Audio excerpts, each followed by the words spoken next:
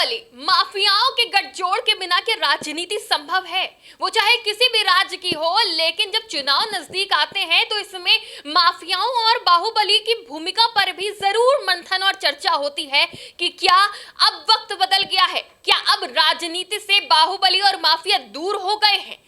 अब जब चुनाव नजदीक है, बिहार का टिकट का ऐलान हो रहा है, प्रत्याशियों की घोषणा हो रही है, तो इस बात की चर्चा भी तेज है कि अब बीजेपी जो गठबंधन है उसकी तरफ से कोई ऐसा चेहरा है जो दागी है।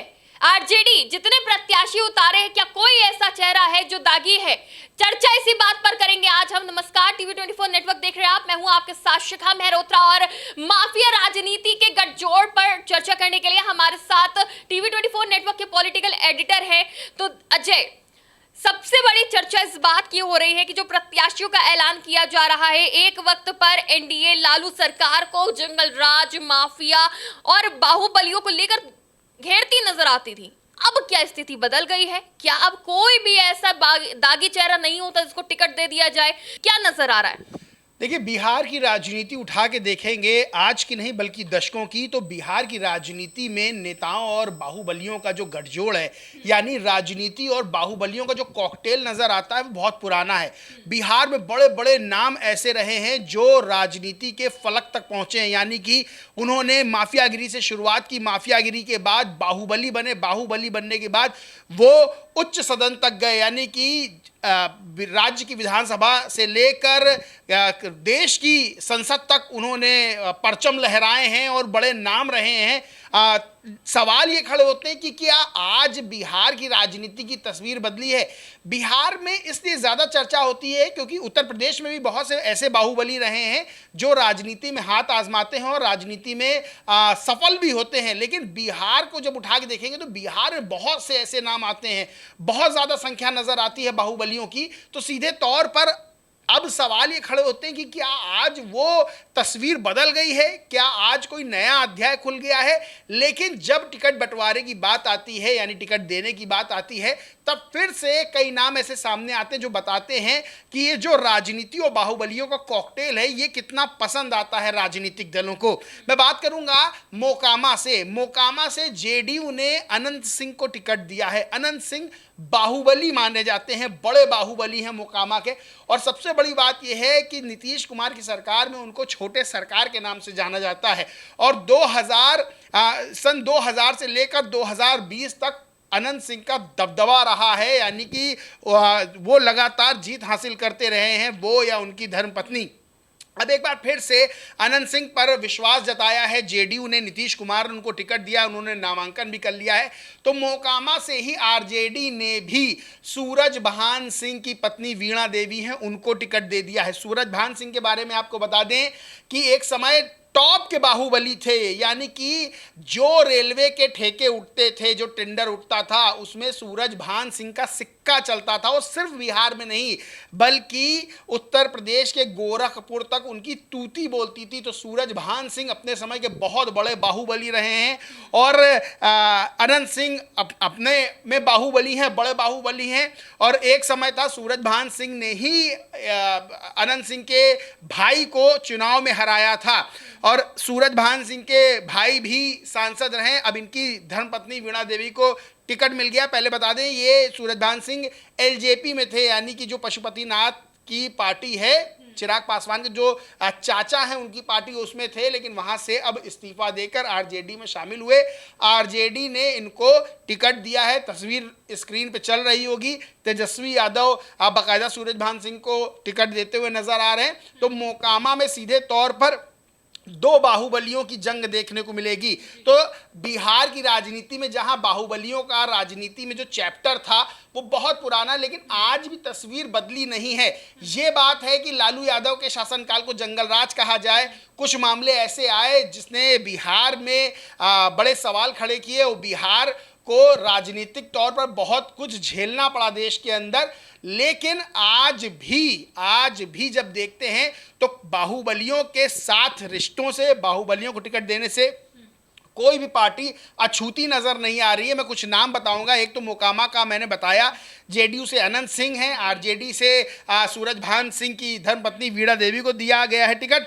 अब आरजेडी ने एक और टिकट दिया है, आरजेडी ने दिया है रीतलाल यादव को। ये भी बाहुबली है, रीतलाल यादव जेल में बंद है, वहीं से चुनाव लड़ेंगे, नामांकन कर दिया है। यानी सोचिए कि किसी भी तरह से सीट जीतनी अपनी, वो चाहे बाहुबली को दें चाहे माफिया को दें, तो कहते हैं हमाम में सब नंगे हैं, और वही चीज सामने नजर आ रही है।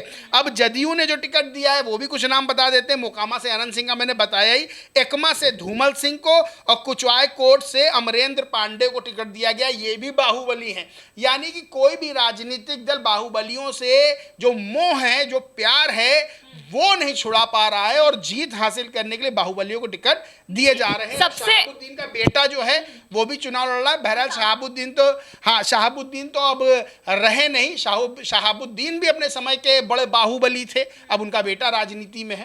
देखिए, सवाल तो यही खड़ा हो रहा है कि जब एनडीए की तरफ से ऐसे दागी चेहरों को, जिनके ऊपर कई आरोप है, जो बाहुबली कहे जाते हैं, ऐसे जब लोगों को टिकट दे रही है एनडीए, तो आरजेडी पर किस मुंह से आरोप लगाएगी? और दूसरी तरफ अगर इस और भी देखा जाए कि भारतीय जनता पार्टी अपने हर एक स्टार प्रचारक को बड़ी जिम्मेदारी देती है, और एनडीए के लिए प्रचार करने खुद उत्तर प्रदेश के मुख्यमंत्री बिहार जाते हैं।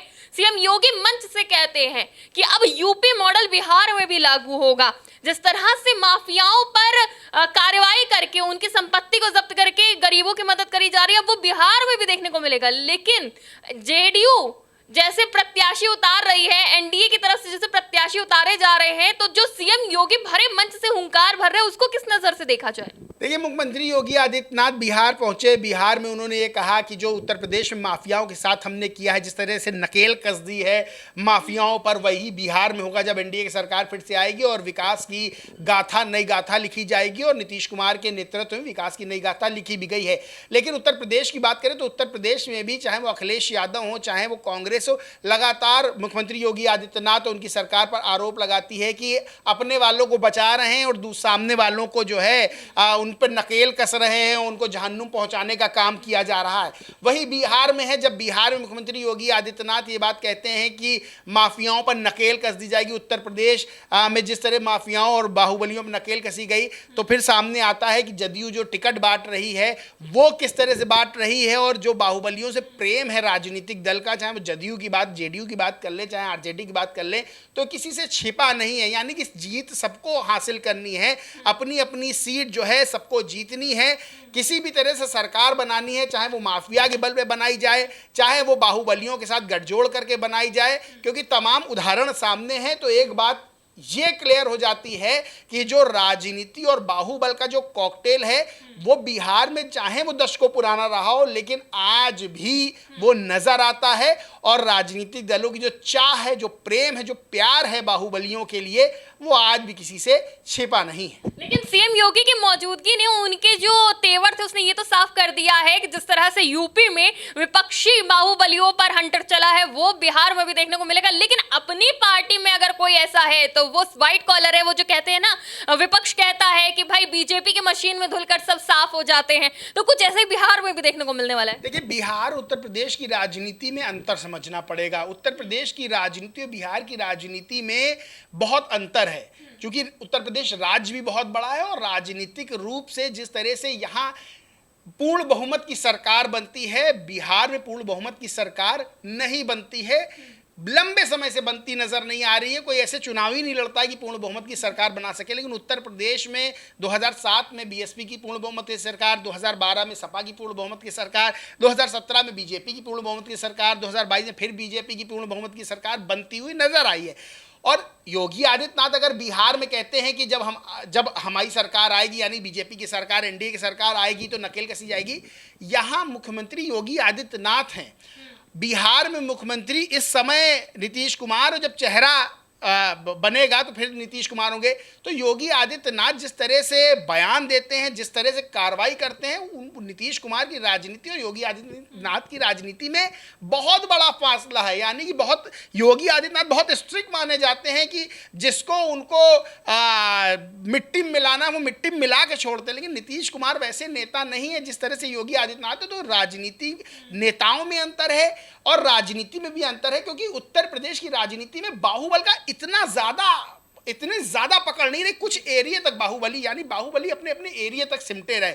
लेकिन बिहार में, बिहार की राजनीति में उठा के देखेंगे तो पूरा पूरा जंगल राज की संज्ञा दी गई है, लेकिन उत्तर प्रदेश में कभी जंगल राज की संज्ञा नहीं दी गई। तो वहां की राजनीति, यहाँ की राजनीति में भी अंतर है।